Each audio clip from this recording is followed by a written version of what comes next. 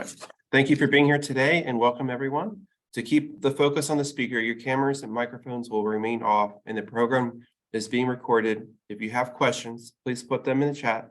As always, I want to welcome the team members from the Office of Environmental Quality and Sustainability. We enjoy our partnership with them. Today, we are here with Mira and Gianna from OEQ. Thank you for being here in the city of Dallas. You can find hundreds of unique places to eat, dozens of fun entertainment venues, and an abundance of places to shop. As we aspire to be more ecological in our daily lives, it can be hard to make the right decisions to be thoughtful shoppers. Not every store is equipped with sustainable options for patrons, but there are ways that we as consumers can attempt to make better choices for our homes and our planet Earth. Libraries are great places of sustainability because rather than purchasing paperback books, you can check out books at one of our 27 branches and then return them for others to enjoy. It's sustainable and as green as it can be. Today, we are honored to have Mira Angus with us. She is a freelance writer and editor and runs a blog on green living. She is also a Texas Master Composter, a garden and recycling ambassador in her city of Plano, and is very passionate about trash. You can find out more about her work and efforts to keep everything she can out of the landfill at lessismira.com. Please help me welcome Mira. Take it away, Mira. Hi, thank you. All right, so let's go ahead and get started. So today we're going to talk about conscious consumption and how to keep items out of the landfill. And here's another brief intro. I was born and raised here in the Dallas area. I'm an ex-tech person, a nonprofit worker with a passion for STEM, which is science, tech, engineering, and math. And yeah, I currently run lessismira.com and I do freelance writing and editing. And in Plano, I'm a recycling ambassador, a garden ambassador. I'm a Texas Master Composter, so I have a lot of passion for compost as well. And I enjoy gardening, traveling, and playing with my dogs. Okay, so today's agenda. So first, we're going to go over the basics like reduce, reuse, recycle. We've all heard it. So we'll go over some stats, and ask ourselves, why does this matter and what is the solution? And then we'll go into each one. So recycling, the basics, and then how to recycle kind of hard to recycle items. Then we'll talk about reuse, what is it, donation guidelines, and some resources for you. And then finally reduce, which is my favorite, which gets into low and zero waste swaps. And we'll talk a little bit about food and yard waste. And then finally, we'll have a Q&A. Okay, so to begin with, here are some stats from the US EPA. So this was from a study in 2018. And so there's 292.4 million tons of trash that was generated, but this also includes recycling, like the things that go to a recycling facility. So out of that 292 million, 146 million ended up in a landfill. But do this 146 million tons have to end up in the landfill? Not necessarily. So here was a breakdown of what ended up in the landfill. And as you can see, there's a lot of stuff in there that doesn't have to go in there. You see paper, 12%, textiles, 7%, metals, there's glass, and then food is a big chunk, as are yard trimmings. So we're looking at about 60%, which is paper, textiles, metal, glass, food, and yard trimmings. That doesn't necessarily have to go there. Obviously, some of this does, but a lot of it doesn't. So why does this even matter? So landfills contribute to water, air, soil pollution. They emit greenhouse gases that ultimately contribute to climate change. And then things like plastics can take hundreds of years to break down entirely in a landfill. We're also looking at an overall waste in resources and money. Items aren't used to their fullest extent because, people just buy, a new item when they need it. And then the natural resources that we have are depleted as the products are continuously created and then transported for consumption. And we all want to protect the environment for future generations. So what is the kind of solution to this. And it's why they push this whole reduce, reuse, recycle kind of motto. So first off, in this like waste management hierarchy, we're looking at reducing. That is reducing the amount of waste that is produced to begin with. So source reduction and reuse. So then, reuse items before replacing them with something new. And then comes recycling.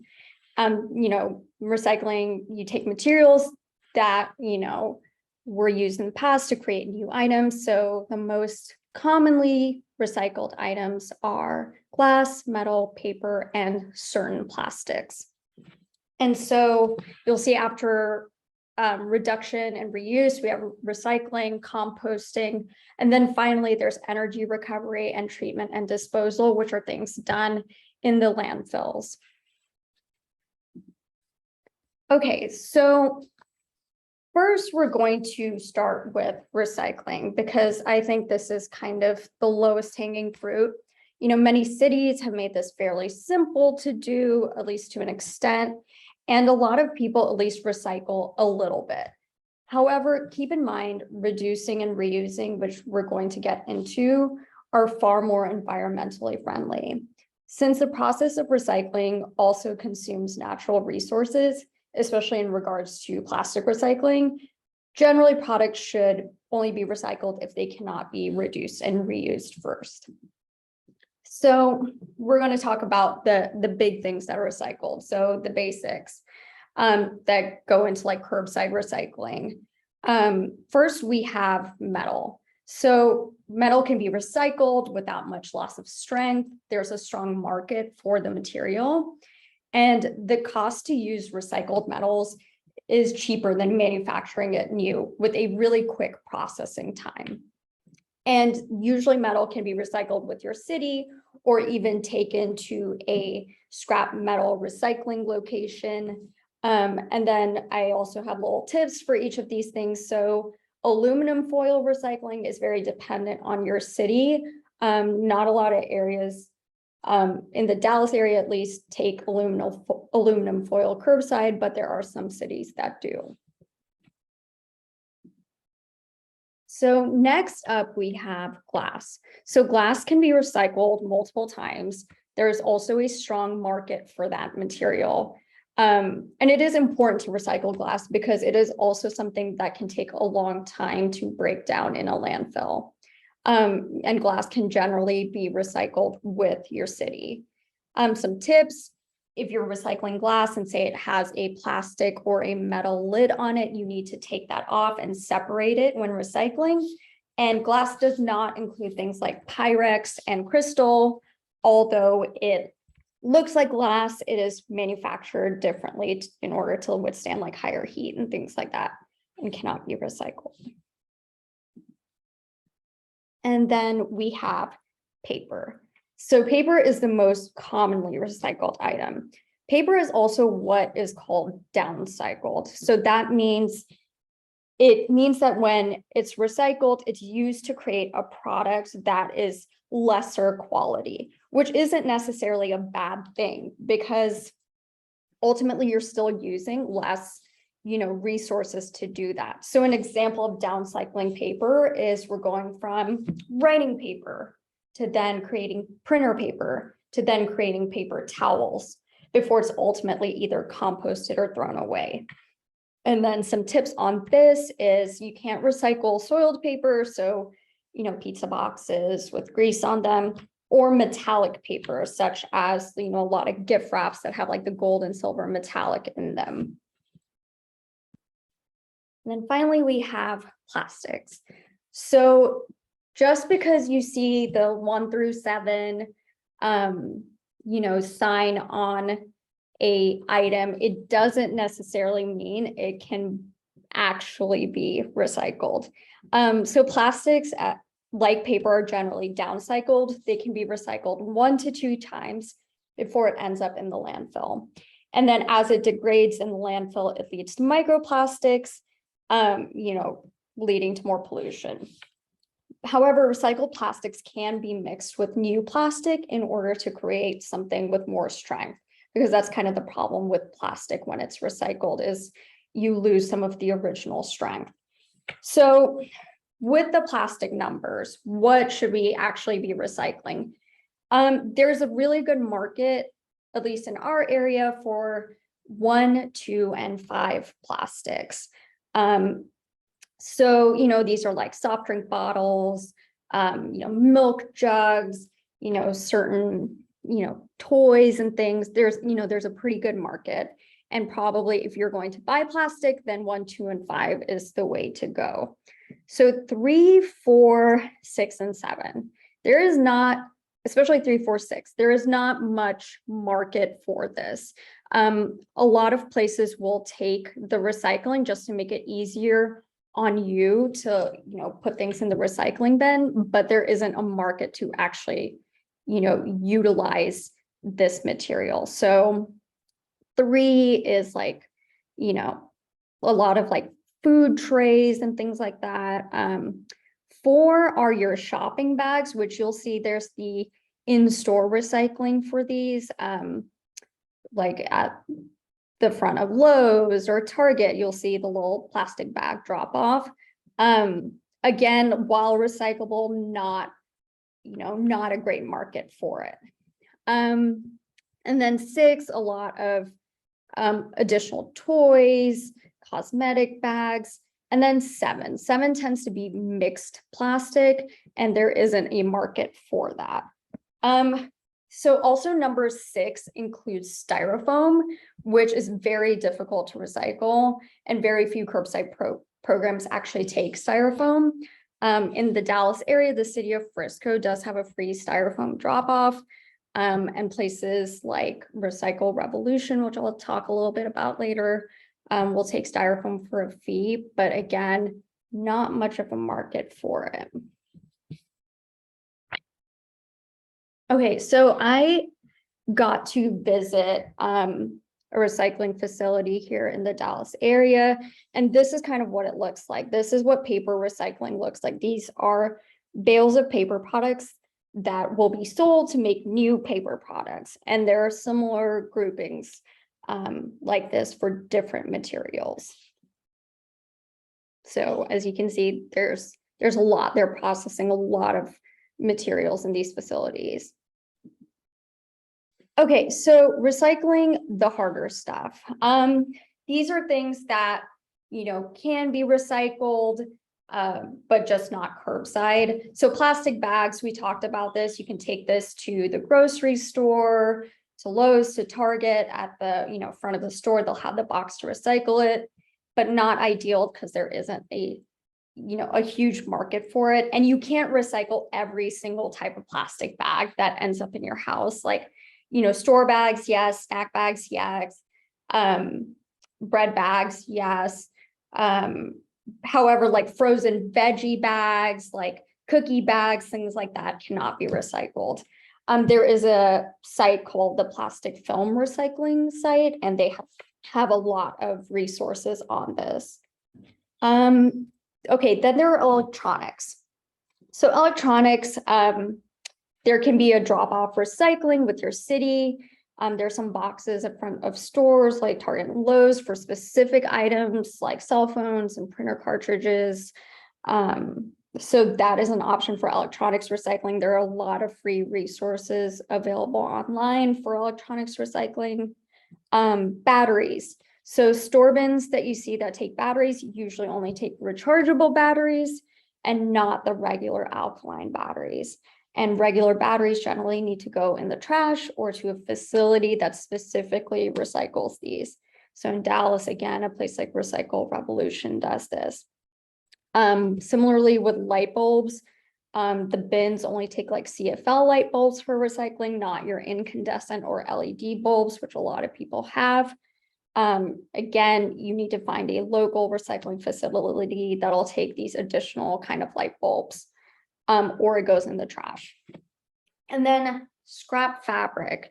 These are things that can't be donated or sold, like worn out clothing, sewing scraps, things like that.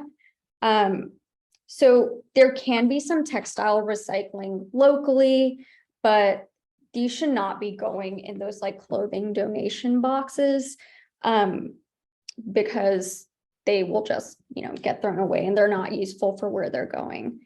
Blankets and towels can go to shelters and vet offices as well. Okay, so then let's get into reuse. So what falls under reuse? Reuse is sharing, donating, borrowing, caring for existing items. So care, maintain the items you already own, mend and care for your clothing and your shoes, repair furniture and electronics before, buying something new or throwing something away. Sell items in good condition, either online or in your community. So you know that the item is going somewhere, it's used and needed versus potentially ending up in the landfill. Sharing, so borrow or rent lesser used items like tools, special event items, clothing from your community, so you can get from friends and family, online groups and sites, rental stores, and then donate responsibly. So, you can bulk donate things to Goodwill. Maybe first try to find other locations in your community where specific items might be of use, like at a women's shelter or refugee organizations. So it's really, you're really donating exactly to where an item is in need. And this is from my tour of one of those textile donation facilities. So, when you drop off like a bag of clothes in one of those bins in a parking lot where it's like clothing and shoe donation and toys, this is where it ends up. So I have mixed feelings about this. The result of these items placed in the bins in parking lots, these items are sorted and baled up, and they're mostly set overseas. And I find that it seems like they will frequently just end up in the landfills of other countries, because this is a lot, this is a lot of stuff being, put in these bins. So this is just an example of what it looks like. And then for reuse, here are some resources. So for selling and buying, there's eBay, Poshmark, Mercari, Facebook Marketplace. For donating, FreeCycle, there are no buy groups, local shelters, local nonprofits, and then of course, Goodwill and Salvation Army. And then sharing, if you need to borrow something or you want to lend something out, you can use Facebook groups, your family and friends. And then you can also do rentals for one-time use items. You need a tool, rent it from Home Depot or Lowe's, things like that. And then finally, we have reduce, which is my favorite of the 3 R's. Okay, so with reducing, let's stop the waste before it even starts, even just a little bit. So this includes buying items consciously, buying consumable items that are packaged sustainably. So here are examples of some questions to ask yourself before bringing something new to your home. Do you really need/want this item? Are there other alternatives to buying it brand new? Are there eco-friendlier alternatives? If the item isn't consumable, what is the life of this item? Is it durable? Is it good quality? Is it going to last? Is this item sustainably made? How will this product be disposed of at the end of its life? Are you buying this item to ultimately just donate it? And are you voting with your dollar? Are you buying something that, supports, an organization you support? Or are you buying something packaged well that ultimately will tell a company like, hey, we would love to have more items packaged in this way? Okay, so then there's low and zero waste. So zero waste seems to be kind of a new buzzword, and sometimes it results in this imagery of someone only using like homemade deodorant and toothpaste and baking bread from scratch and milking your own cow. And yes, this is one way of doing it, but I just wanted to discuss simpler ways of reducing waste. So low waste, reduce, reuse, and recycle as much as possible, but recognize that trash will be created despite your best efforts. And then there's zero waste, which is kind of this aspirational goal. You're thinking about sending no waste to landfills, and you're even minimizing items going to recycling facilities, especially with plastics. But I think there's no need to be perfect. Do your best, make small swaps in your daily life. And, think about, instead of a product with packaging that goes to a landfill, is there an option for something housed in glass or metal, or even a 1, 2, or 5 plastic? That is more low waste. Okay, so earlier, I mentioned, it's important to make these small changes, and it also applies to how you, the consumer, purchases items. So about 8 years ago, when I started really getting into all this, low waste stuff, it was really difficult to readily find items in metal or glass containers, or even just like more sustainable options for common items. But over time, as more people used their dollar to buy more sustainable items, companies listened, and now you can find responsibly packaged items at your grocery store, at Target, at Walmart. So next set of slides, we're going to go over kind of just like really basic items, and just some additional options if this is something that you buy. So these are all of these products and stuff I found on like the Target website, the Walmart website. So it is fairly readily available. So for example, you get body wash. Well, now there is body wash concentrate of the exact same product. So it uses less plastic. You basically use your existing bottle, you use the concentrate, you add water, you end up with the same product. There is also body wash packaged in metal, which is very recyclable. And then finally, if you want no packaging at all, there's bar soap. Deodorant. Deodorant's also one of those things that is generally difficult to recycle this packaging. But now there are options where just the top part is thrown away and you can just refill the top part. There is also deodorant packaged in paper, so at the end of its life, it can be composted. Makeup remover wipes, things like this. You can switch from a wipe that you are throwing away every time to, a bottle of a fluid with some washable cotton pads, or you can switch completely to something that just uses water and nothing else, and you just wash it at the end of, the day. Shaving, so razors, razor blades produce a lot of waste. Here's a shaving cream in a plastic bottle, which is recyclable. Another option is a safety razor where you're just switching out the blades. Blades can be recycled. And then you have something like a shave soap, which is in a bar without, additional packaging. Toothpaste tubes. Now they're moving towards some tubes that can be recycled. For example, there are these Colgate ones, which are recyclable curbside under 1, 2, and 5. There's also toothpaste that's packaged in aluminum. There's also toothpaste packaged in glass as little bites. So there are a lot of different options here. Same with body lotion. There's the plastic bottle with the pump. The pump can't be recycled. We're switching to something in, housed in aluminum. Similarly, hand soap. You can use the regular hand soap in the plastic bottle, which can be recycled. The pump cannot. Then there's, hand soap that's in metal. Then there's hand soap that is in this less plastic packaging that you can use to refill existing bottles. You can also refill with soap that's housed in aluminum.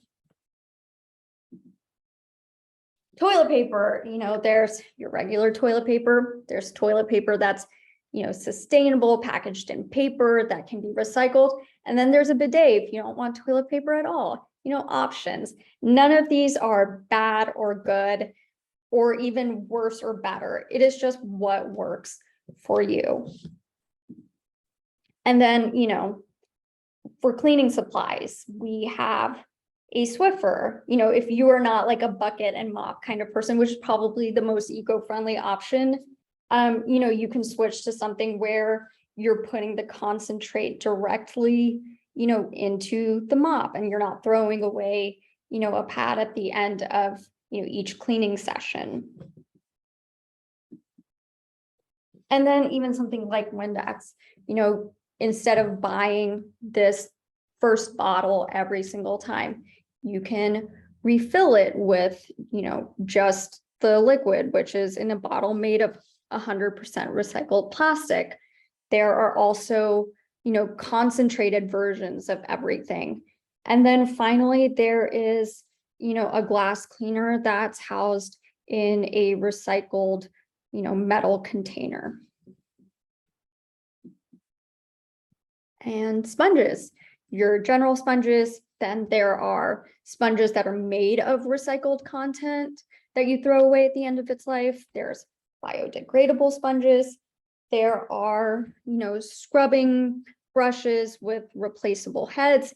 There are compostable scrubbing brushes, although I have tried composting this and it is, pretty slow to compost. So, I generally stick to some of these other options.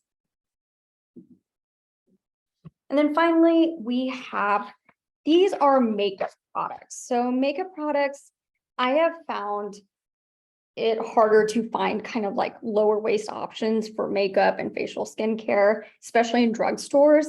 These tend to be more high-end luxury products, but hopefully that is something that will change in the future, just as it has with kind of your daily use items like, cleaning supplies and, body soap and things like that. So here are just some examples of kind of like refillable makeup and skincare products that I found.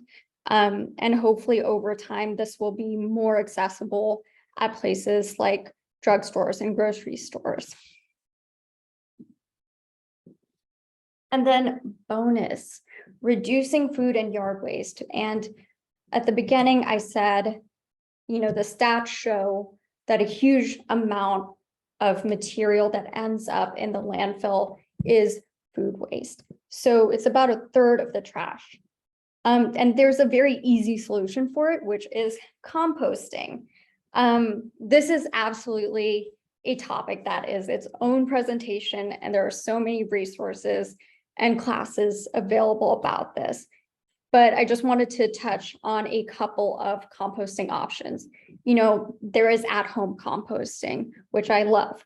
But if that's something you don't want to do, there's paid compost drop-off services. In Dallas, that includes Turn Compost and Recycle Revolution.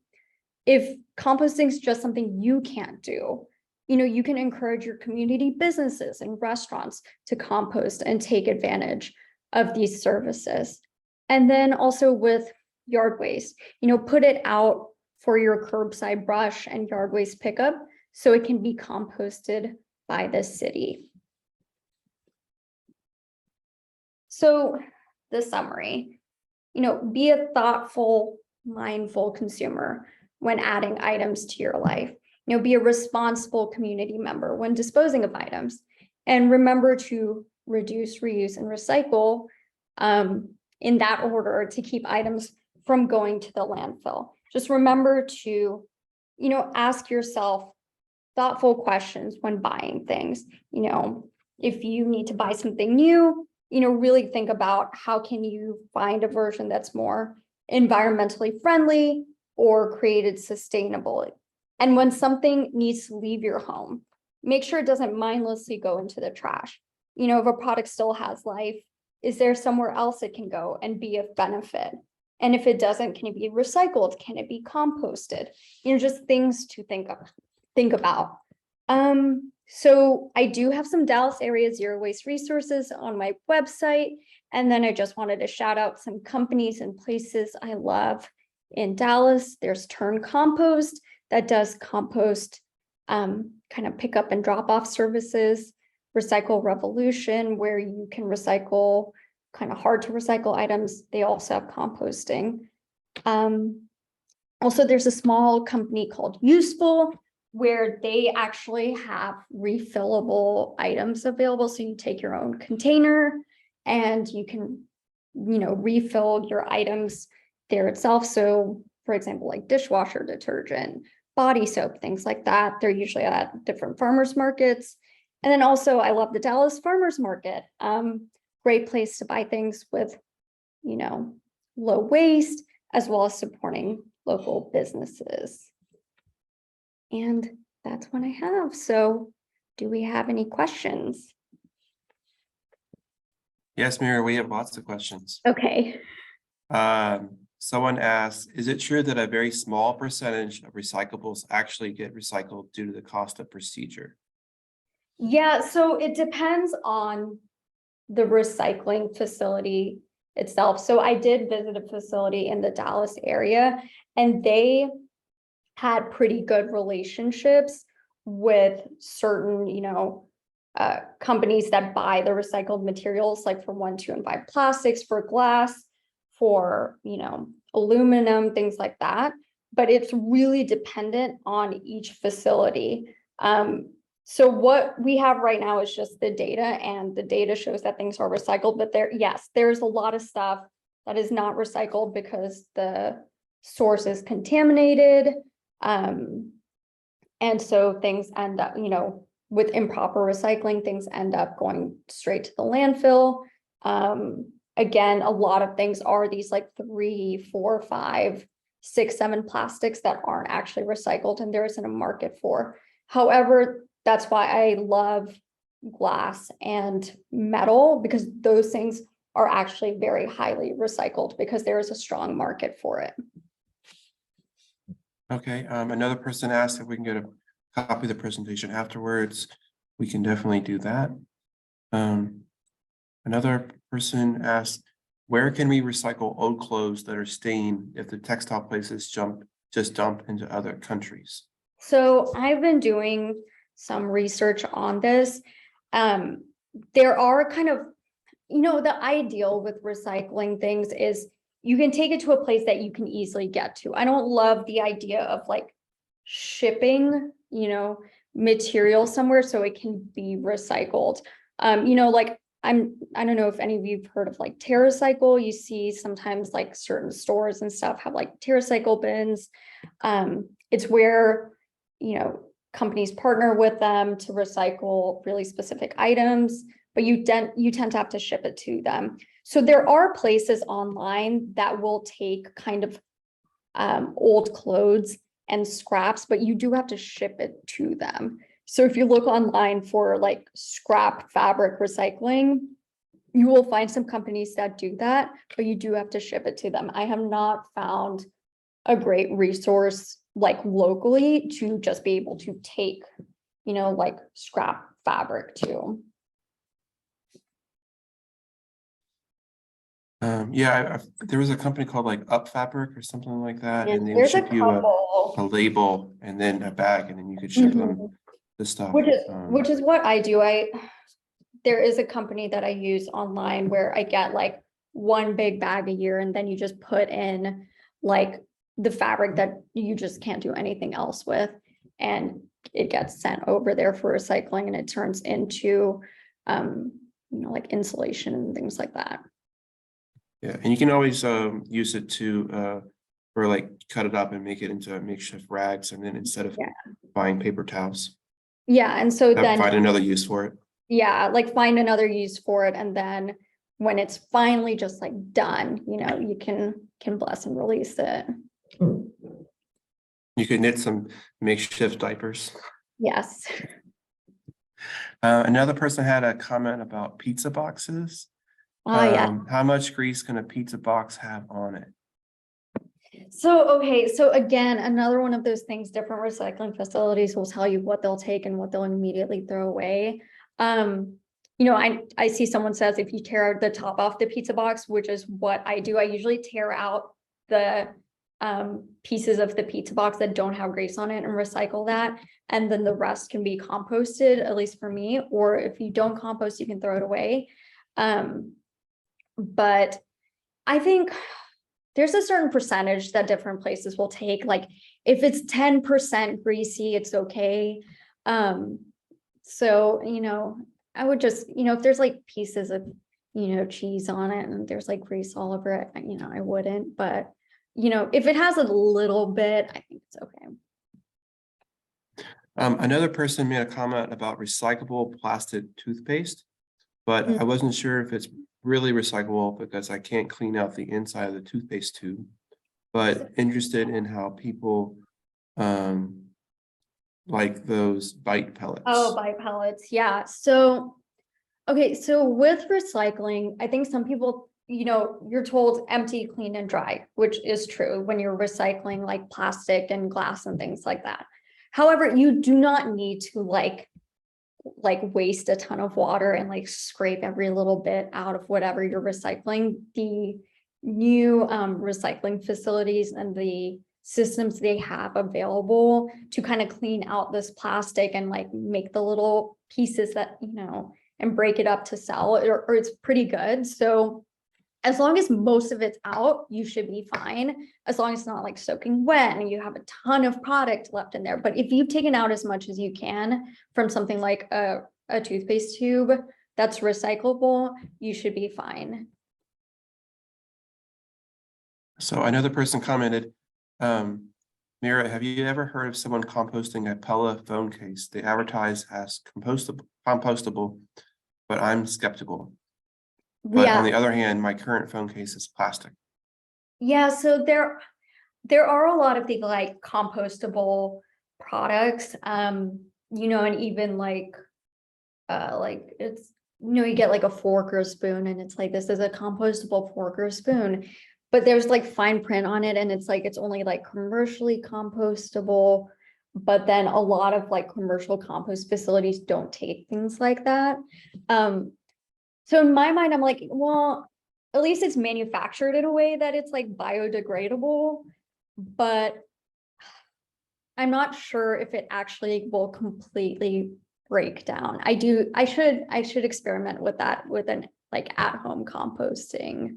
But I found things like with like those forks and things that are supposedly compostable, I have not seen them break down quickly, at least in at-home composting.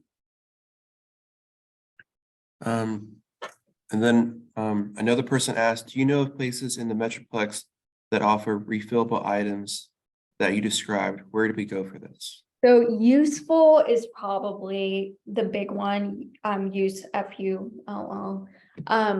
And they are at different farmers markets every week, like across, the DFW area. So I would definitely check their site out. And they do have things like home cleaning supplies and like body care and things like that. But they're the only ones I really know of in this area. But I know in like other cities, like in New York and in Colorado and California and stuff, there are a lot of places that's all they do. They're like refill stores, which are really cool. I would also mention Winco Foods. They have a lot of sections where you can bring your own materials to fill, like if you're getting cereal or grains or beans, you can actually skip the packaging and just bring your own reusable materials. And I think Sprouts and Whole Foods also does that. Central Market as well. Central Market. Yeah. And I think even Whole Foods, like say you bring like a glass bottle to like fill with like peanut butter or whatever, you want to take the weight off when you're paying for it. I think they have the ability to do that. I know some places don't. Yeah, but that would be a good way to reduce the amount of packaging that gets in the stream. Yeah. And yeah, another person here commented about Sprouts Market as a bulk food section where you can bring your own containers to fill. Yeah. Then there was another question. Are tops on water bottles / cleaning products recyclable? Yeah, so with water bottles, it's the little plastic top. Since it's the same, it's also plastic, you can just leave that on. I wouldn't take it off and recycle it separately. So this is also one of those things depending on the facility, but a lot of times if a piece of recycled material is really small, like less than a size of a post-it note, it can fall through the machinery and not actually get recycled. So, you know, with like the plastic bottle cap, keep it on the bottle so that it's all recycled together. Okay. And then their second question, are worms needed for home composting? No, they are not needed. That is for a specific kind of composting called vermicomposting. But most people are just, you know, who do compost at home in your backyard. It's literally, you know, a compost pile. And there's a lot of different ways to do it, whether it's closed or open. But no, you do not need worms. All you need is air, water, light, and a good mix of both, you know, food waste as well as, you know, grass clippings and paper waste and things like that to keep it balanced and not smelling. And then Gianna from OEQ listed posted in the chat your website. And then there's like a ton of comments about how useful this presentation was. I'm glad. And then another person commented, if you're looking for a place to donate fabric scraps, please consider the Dallas Public Library Fiber Art Studio. We use donated materials for community classes and programs. That's Thank you, amazing. Tiffany. Yes, that is wonderful. I will add it to my list of resources. Yeah, I didn't think about that. That's one floor below me. So then another person commented, what are your thoughts on how we as individuals can compel large companies, state government, where the vast majority of recycling and reuse would have the greatest effect? So, I mean, this one's a tough one because there's so many like bigger players in the picture to, you know, really compel larger, you know, companies to actually do something. The best we can do, I think, as individuals is vote with your dollar, as I say.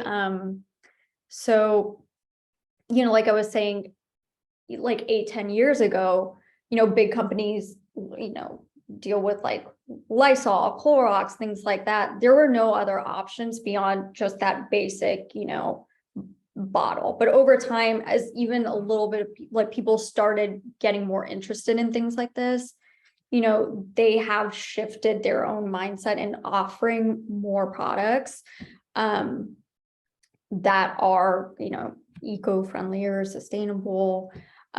So I have seen a shift, but obviously there's a lot that needs to be done probably on the government level to, you know, have these big companies, you know, feel like it's worth it to, you know, produce more sustainable items. I know one of the Scandinavian countries, it's required by law to return, when you buy something, it's required by law to like return the packaging so that they can reuse it for the next person that might purchase that item. Yeah. Then another person says they're looking for torn leggings, socks, stretch clothing to reuse for crafting. Are there any recs for starting up a program?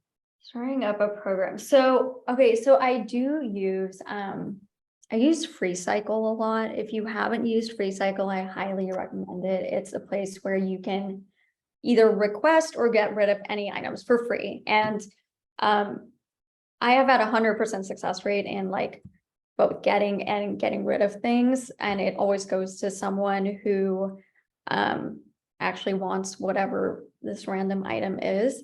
I would maybe start by putting it out on your local FreeCycle group, saying this is what you're looking for. And I guarantee you will get a lot of people who have these things and they're trying to get rid of it, especially when it comes to like holy socks and leggings.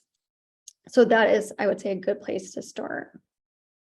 FreeCycle is great. The only problem I found with FreeCycle is that it doesn't encompass the entire Metroplex. Yeah, I you know have my to. section of Dallas, that it doesn't really Yeah, go that so, far south. yeah, so mine's like just in the like city of Plano, so it's very city based. Another person commented that you can solicit your neighbors using Facebook or Nextdoor, and I would also, it's a little archaic, but Craigslist is also good for posting free or requested items. Another person asked, what class or resource do GIG recommend to learn how to compost at home in Dallas? So Gianna might have, because Gianna mentioned that the city of Dallas, they've had other sessions like this, specifically related to composting. So these videos might be, on YouTube to watch. So you can have some mini classes on it. But I promise it's a lot easier than what you think. So Gianna, you might be able to share any videos that you've done before on composting, but also happy to do a composting class because I love it. Another person commented, I'm very re-energized about consuming less. Thank you so much for this presentation. Glad. Another person commented, Blue Land is an online company that has soap products to eliminate single-use bottles, hand soap, body soap, laundry, etc. Yeah, so Blue Land's great. And that's one of those things too, where a couple years ago, Blue Land was like probably one of the first ones to do this. And then, these bigger companies saw that people were interested in Blue Land and started doing really similar things with their own products. So now you can, like, if you don't want to get something shipped, you can go to, Target or wherever and get it directly in store, like something similar. Another one was Grove Collaborative, which actually now carries their line at Target. So really similar, like where you're using an existing bottle or getting a bottle, a one-time use, or a one-time purchase item, and then you're refilling it with like pellets and stuff that you mix with water to create a cleaning solution. Another person commented that there is a zero waste DFW group on Facebook that has great tips on other places. Yeah. And I would also recommend if you want to do refillable containers, there's a lot of breweries in Dallas that you can get beer to go if you bring your own container. Yeah. Yeah, there's a lot of like Bishop Cider Co. if you're into cider, you can bring your own growler and they'll fill it up. Also even Whole Foods, like some of the Whole Foods that have the little bar areas, you can also take a growler and they'll fill it for you. Another person commented, the city of Dallas will be hosting free compost education classes later this year. Follow Dallas Zero Waste on social media or email dallasrecycles@dallas.gov to be added to the mail list. Okay, that's great. And there's also another person commented there are Buy Nothing groups on Facebook. Yeah. There are a lot of Buy Nothing groups that you can find online. Really, really helpful and great way to, do the reduce part of all of this. Another person asked, if you recycle something that ends up being too dirty or isn't recyclable, do you ruin the rest of what is being recycled? Will it just be trashed or does it get sorted? Yeah, it gets sorted. It just depends on what the item is. And it's like one little thing's not gonna, mess it all up. But like, say you throw a glass, bottle that's like half full of marinara sauce, and then it gets all over like all the paper that you're trying to recycle. Yeah, that's gonna like ruin the, that batch.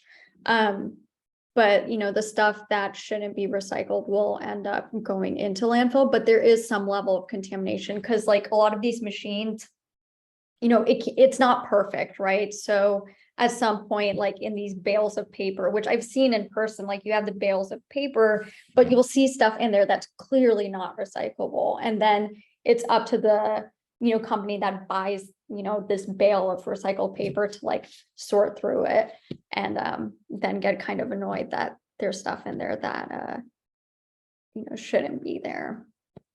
But Right. things like wire hangers do not put in there because it can really mess up the machinery, the like sorting machinery, and can like stop the whole system while they have to like pull out this wire hanger that's now tangled in the machinery. It's the recycling place's kryptonite, I guess. Yeah.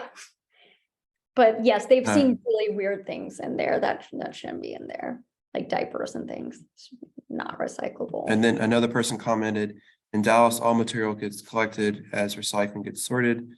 The stuff that shouldn't have been in the recycling cart gets put into a trash pile that only piles Yeah. goes into landfill. Yeah. So another person commented about coffee. They said, what do you think about slightly creative reuse, like you using the same tea bag or Keurig twice? Are there things like that you do in your search for innovative options? So I drink a lot of tea, and with tea itself, there are some types of tea bags that are compostable and some that are not, like, those triangle tea bags and the kind of silky pouch, that's trash. That's basically like almost, it has some like plastic in it. However, I personally use tea bags that are compostable, so I just stick it in the compost. And as long as like the least packaging you can get away with, I would do that. You can even buy little compostable empty bags that you can fill with your own like loose leaf tea or with coffee, things like that. Or tea balls you can reuse as well. Tea balls. So what tea do you know that the little packages come in that's recyclable, like the stuff that you dip in the So water? I like really, like I make chai, so I like really strong like black tea. There's a company called Yorkshire, and all of their bags are certified compostable, and I've composted it at home, and it's great. Is that British? It is British. Okay. All right, I'll have to check that out when I go Yeah, to Scotland this summer. But you'll also find it. They have it at I've seen it at Central Market and Rural Market, places like that. But usually if the bag is compostable, it's, a lot of times they'll say it on the box. Okay, gotcha. Another person commented, would love to engage restaurants to reduce styrofoam. I'd pay for containers from said restaurant if they reused. Any groups to band together to work on this? It's true. I have in the past, I have had like my own containers in the car. And if I'm like, I need to take some stuff to go from like eating in, I'll just bring my own container and put it in there. But yes, when you do take out, especially like, we were doing a lot of it when COVID started and things like that. Like, yeah, it was a lot of styrofoam, which styrofoam is there's just not much market for it. It's a pain to transport because ultimately when it breaks down, it's like the density is just not good for transporting. Another person commented, Buff City Soaps and White Rock Soap Company are also local options for zero waste soaps and detergents. Yes, I love White Rock soap. And they have physical locations as well. Yeah, and there's a link in the chat that someone posted for Buff City. Yeah. And then there's another person that says, please follow savedallaswater.com for classes on composting, and they are free. Perfect. And then another person says, I love my tea infuser from OXO, and they posted a comment for that. And everyone else is just saying thank you for answering all these questions that are obviously on our mind as we're about to put something in the recycle bin. Yeah, so thank you so much, and these were great questions. And just remember, just think through things when you're bringing things home and when you're getting rid of things. Just be mindful, and there's no right or wrong way to do it. Just do your best. I agree. Thank you so much, Mira. And I know I learned a whole bunch today. about, how to recycle properly and, the ins and outs of composting and reuse. So thank you so much. And I look forward to future presentations from you. Awesome. Thanks, everyone. All right. Thank you, everyone. You have a wonderful Thursday.